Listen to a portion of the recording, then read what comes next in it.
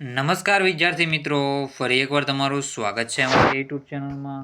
તો મિત્રો, આજે આપણે આ વિડીયોમાં ધોરણ 8નું ગુજરાતીનું એકમ કસોટીનું પેપર સોલ્યુશન જોવાના છીએ. આ ધોરણ 8નું ગુજરાતીનું પેપર ક્યારે લેવાનું છે? તો 4/1/2025ના રોજ લેવાનું છે, એટલે કે 4 જાન્યુઆરીના રોજ લેવાશે. એકમ કસોટી 2025 સોલ્યુશન રહેશે. કુલ ગુણ રહેશે 25 ગુણનું પેપર પૂછાશે, પણ આપણે 51 ગુણનું આમાં કવર કરેલું છે. તો સાહિત્ય તમારે પૂરેપૂરો વિડીયો અંત સુધી જોવાનો રહેશે. તમે અડધેથી ચાલ્યા જાઓ છો તો ઘણા ક્વેશ્ચન તમારે રહી જતા હોય છે, એ પછી પાછળથી પરીક્ષામાં પૂછાતા હોય છે. તો પૂરેપૂરું પેપર તમે જોઈજો. અને ચેનલમાં નવો હો તો ચેનલને સબસ્ક્રાઈબ કરવાનું ભૂલતા નહીં. અને આપણી ટેલિગ્રામ ચેનલ અને વોટ્સઅપ ચેનલ વન એજ્યુકેશન ગુજરાતની લિંક ડિસ્ક્રિપ્શનમાંથી મળી જશે, તો તેને જોઈન પણ કરી લેજો.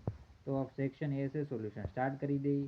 તો પહેલું છે, નીચે આપેલા વિકલ્પમાંથી યોગ્ય વિકલ્પ પસંદ કરીને જવાબ લખવાનો રહેશે. તો પહેલું છે, બેસતા વર્ષના દિવસની હવાની સામાન્ય જનો પરના મન પર શી અસર પડે છે? તો બેસતા વર્ષના દિવસની હવાની સામાન્ય જનોના મન પર શી અસર પડે છે? તેમાં આપણો જવાબ આવશે કંઈક નવો ચમકારો લાવી દે છે. શું છે?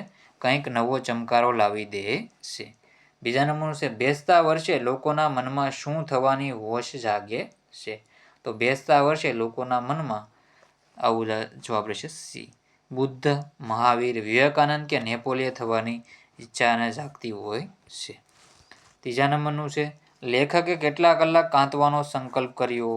તો લેખકે કેટલા કલાક કાંતવાનો સંકલ્પ કર્યો હતો? તેમાં આપણો જવાબ આવશે 1.5 કલાક. શું જવાબ આવશે? લેખકે 1.5 કલાક કાંતવાનો સંકલ્પ કર્યો. ચોથા નંબરનું છે, સંતો મહાત્માઓ શું મૂકવાનું કહી ગયા છે? તો સંતો મહાત્મા છે જીવનની માયા, જવાબ આવશે જીવનની માયા મૂકવાનું કહી ગયા છે. જવાબ આવશે જીવનની માયા. પછી છે, નીચેના પ્રશ્નોના એક વાક્યોમાં ઉત્તર લખો. નવા વર્ષના સંકલ્પોને લેખક કોની સાથે સરખાવે છે? તો નવા વર્ષના સંકલ્પોમાં લેખક વહેલી પરોઢનું ઝાકળ સાથે, વૈશાખની બપોરે ફૂંકાતા વંટોળિયા સાથે, શિયાળાની સવારે આવતા શરદીના મોજા સાથે અને કોઈ ઉસ્તાદના સંગીતના જલસામાં આવતા ઊંઘના ઝોકા સાથે સરખાવે છે. એલાર્મ ઘડિયાળનું સમારકામ ક્યાં સુધી ચાલ્યું? તો એલાર્મ ઘડિયાળનું સમારકામ કાર્તિકી પૂર્ણિમા સુધી ચાલ્યું હતું. ક્યારે સુધી? કાર્તિકી પૂર્ણિમા સુધી ચાલ્યું. 7મા નંબરનો ક્વેશ્ચન છે, સંકલ્પો ન પડાતા લેખકને કયો વિચાર આવે છે? તો સંકલ્પો ન પડાતા લેખકને વિચાર આવે છે કે સંકલ્પો ન પડાતા લેખકને વિચાર આવ્યો, હવે કદી બેસતા વર્ષે સંકલ્પો કરવા જ નહીં, પણ તેમનો એ વિચાર ટકતો નથી. તો નવા સંકલ્પો કેટલા કરે છે? નીચેના પ્રશ્નોના 2 વાક્યોમાં ઉત્તર લખો. ચા છોડી દેનાર માણસના સંયમનો મહિમા દસે દિશામાં ગાંજી રહેશો. દિશામાં ગાંજી રહ્યો છે. પાઠના આધારે વિધાન સમજાવવું. તો ચા છોડી દેનાર માણસના સંયમનો મહિમા દસે દિશામાં ગાંજી રહ્યો. દસે દિશામાં કરજો, કેમ કે તેનો સંકલ્પ માતા પિતા, બહેન કે મિત્રોની મશ્કરી છતાં જીવતો રહ્યો. નવા વર્ષે લીધેલા સંકલ્પો ટકી રહે છે ખરા? શા માટે? તો નવા વર્ષે લીધેલા સંકલ્પો ટકી રહેતા નથી, કારણ કે બેસતા વર્ષના દિવસે લોકો ઉત્સાહમાં આવીને સંકલ્પો કરે છે, પણ એ શબ્દ રચના હરીફાઈના અડધા ભરાયેલા વ્યૂહની જેમ એમને એમ પડ્યા રહે છે. નવા વર્ષના સંકલ્પોની બાબતમાં લેખક માનવીના મનની કઈ નબળાઈને કેન્દ્રમાં રાખીને હાસ્યલેખ સર્જ્યો છે? તો માનવી સંકલ્પ કરે છે, પણ એ પાળી શકતા નથી. એ માટે તે એક કે બીજા બહાને મનને મનાવ્યા કરે છે. માનવ સ્વભાવની આ એક નબળાઈ છે. એ નબળાઈને કેન્દ્રમાં રાખીને લેખકે હાસ્યલેખ સર્જ્યો છે. નીચેના પ્રશ્નોના 3-4 વાક્યમાં ઉત્તર લખો. લેખકે વહેલા ઉઠવાનો સંકલ્પ કેમ કર્યો? તો તમને ખબર છે 4 વર્ષથી બેસાડવા માંગતા હતા, તો સાહિત્યનો જવાબ તમે પૂરેપૂરો જોઈ લેજો.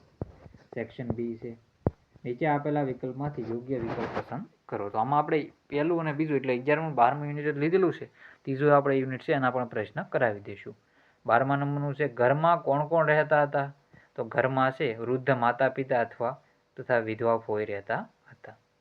સંતાનોને કોણ વળાવવા ગયું? તો સંતાનોને બા વળાવવા ગયા હતા. ઘરમાં વિરહ વ્યાપેલો જોઈને બા ક્યાં બેસી પડી? તો પગથિયે બેસી પડી. નીચેના પ્રશ્નોને એક વાક્યમાં ઉત્તર લખો. દિવાળી વેકેશનમાં બાના ઘરની સ્થિતિ કેવી હતી?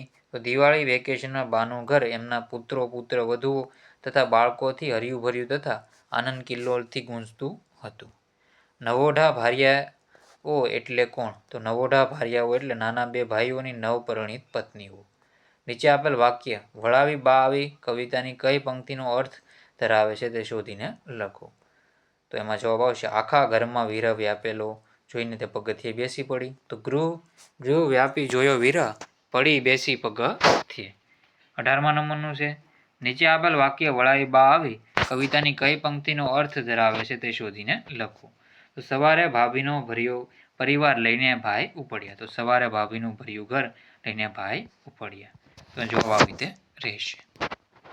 નીચેના પ્રશ્નોના 2 વાક્યોમાં ઉત્તર લખો. વૃદ્ધજનોના નસીબમાં શું લખાયું હતું, શા માટે? તો વૃદ્ધજનોના નસીબમાં સંતાનોનો વિરહ લખાયો હતો, કારણ કે તેમના સંતાનો ધંધા અર્થે તેમનાથી દૂર દૂર વસતા હતા. આથી તેમની વૃદ્ધાવસ્થામાં તેમને સંતાનો વગરના ઘરમાં એકાકી જીવન વિતાવવાનું હતું. બધાને વળાવી પાછી ફરેલી બાની સ્થિતિ કેવી હતી? તો પોતાના બધા સંતાનોને એક પછી એક વળાવીને પાછી ફરેલી બા સંતાનોનો વિરહના દુઃખથી ભાંગી પડી અને ઘરના પગથિયે પર બેસી ગઈ. પછી 3-4 વાક્યમાં લખવાના છે. જોઈ લો તમે આ ક્વેશ્ચનના આન્સર. નીચેના પ્રશ્નોના વિદાયની આગલી રાતે વડીલો કેવી લાગણી અનુભવે છે? શાળા પુસ્તકાલયના પુસ્તકોમાંથી માતાને લગતી પંક્તિઓ શોધીને લખો. તો જવાબ સાહિત્ય તમારે જોઈ લેવાનો રહેશે.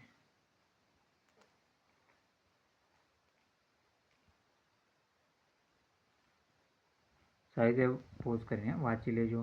વાત્સલ્ય મૂર્તિ માં વિષય પર ચર્ચા સભા કરો.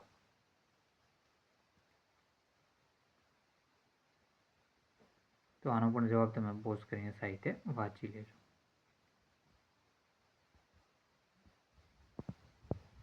પછી છે સેક્શન સી છે નીચેના શબ્દોના સમાનાર્થી શબ્દો લખો. રજની તો રજની તો રાત્રિ નિશા, રાત પણ કહી શકો. રાત્રિ નિશા રાત.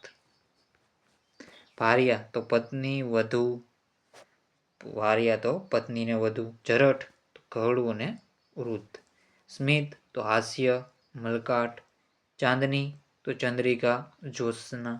હવા તો પવન સમીર, હવા તો પવન અને સમીર. તો સમાનાર્થી શબ્દો સાથે જોઈ લેવા. જિંદગી તો જીવન. મબલખ તો પુષ્કળ. પછી આ વિરુદ્ધાર્થી શબ્દો. સ્મિત તો રુદન.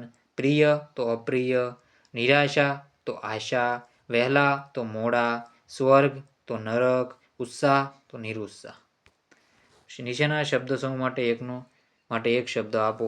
ઘરમાં પ્રસરેલું તો ગૃહ વ્યાપી. વિધવા સ્ત્રીના નામની આગળ લગાડાતો શબ્દ તો ગંગા સ્વરૂપ. પોતાની જાતને સુધારવી તે તો આત્મ સુધારણા. ફરીથી જન્મ લેવો તે પુનર્જન્મ. કસરત કરવામાં શૂરવીર તો વ્યાયામ વીર. પછી છે નીચે આપેલા રૂઢિપ્રયોગના અર્થ આપી વાક્યમાં પ્રયોગ કરવો. તો આસન ડોલી ઉઠવું તો અસ્થિરતા આવવી. ધૂન વળગવી તો મનમાં તરંગ આવવો, રોડ લાગવી. મિજાજ સટકવો તો ગુસ્સા પર કાબુ ન રહેવો. પોઝ કરીને સાહિત્ય વાંચી લેજો. ચેનલમાં નવા હો તો ચેનલને સબસ્ક્રાઈબ કરવાનું ભૂલતા નહીં. તો મિત્રો આ વિડીયોને એન્ડ કરીએ છીએ. જય હિન્દ, જય ભારત.